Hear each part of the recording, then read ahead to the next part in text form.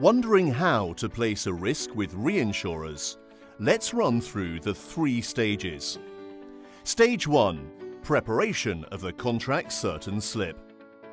The slip is prepared in a traditional order. Headings required by the contract certainty checklist are highlighted. Stage 2. Acceptance of the risk by an underwriter. However, adjustments to the terms may fail to maintain the contract certainty of the slip. Stage 3. Amendment of the final slip.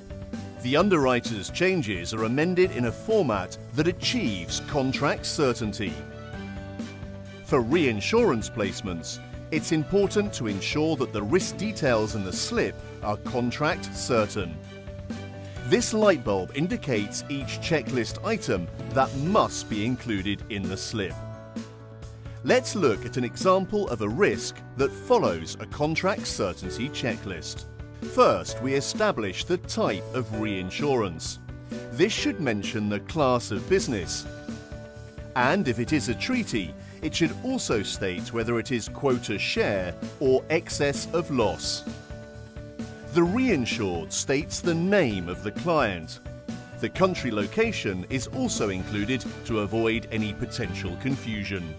If it is a facultative risk, details of the original client will be stated here.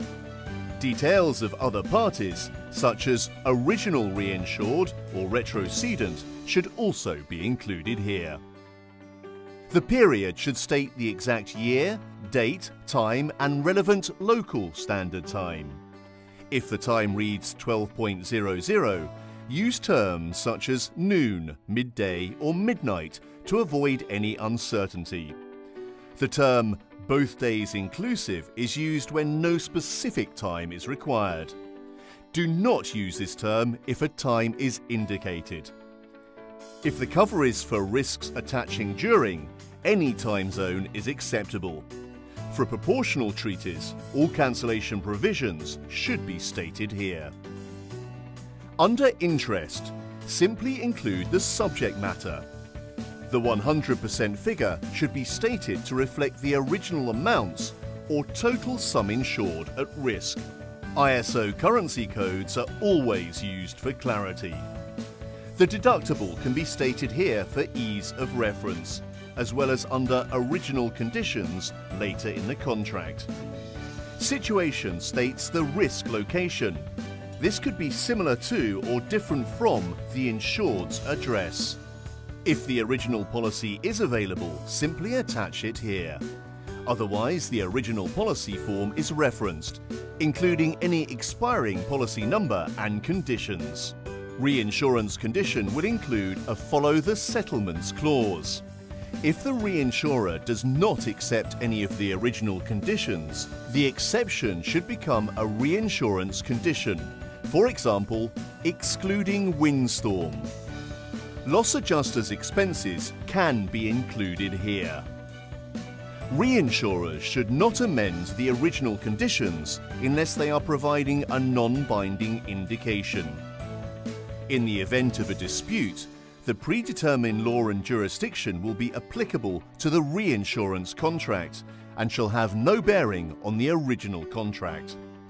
If multiple territories are involved, the clause can include more than one country. The premium states clearly the payable amount and the payment period.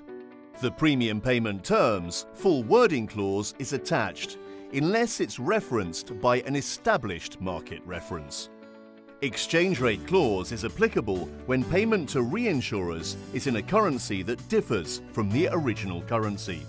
This document details the contract terms entered into by the reinsurers and constitutes the contract document. Information should include the information provided to reinsurers to enable them to assess their risks. If it is not attached, it should be clearly identified. It can also include clauses, terms and conditions, as well as other documentation such as survey reports. Reinsurer's liability clause makes it clear that reinsurer's liability is several, not joint. Other items that you would expect to see in a standard slip: order hereon, basis of written lines, tax payable by reinsurers, fee payable by client, total brokerage, and other deductions from premium. Good news! The reinsurer has agreed to take a share of the risk, but on the condition of some changes, which he's amended in the original slip. This shows some examples of what these changes could be, which will then have to be approved again by the client before a contract is set in place. Here, the insurer has changed the amount of the deductible.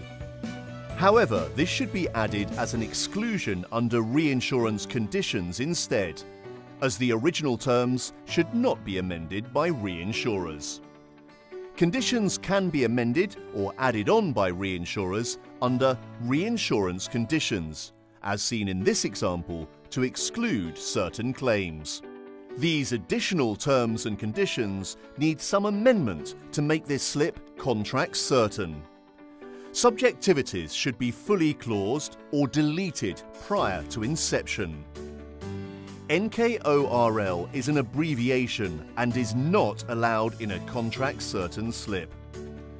The subjectivity can be deleted by endorsement or by asking the reinsurer to strike a line through it and then signing and dating it. For the Claims Cooperation Clause, an additional heading for conditions precedent can be added to the slip.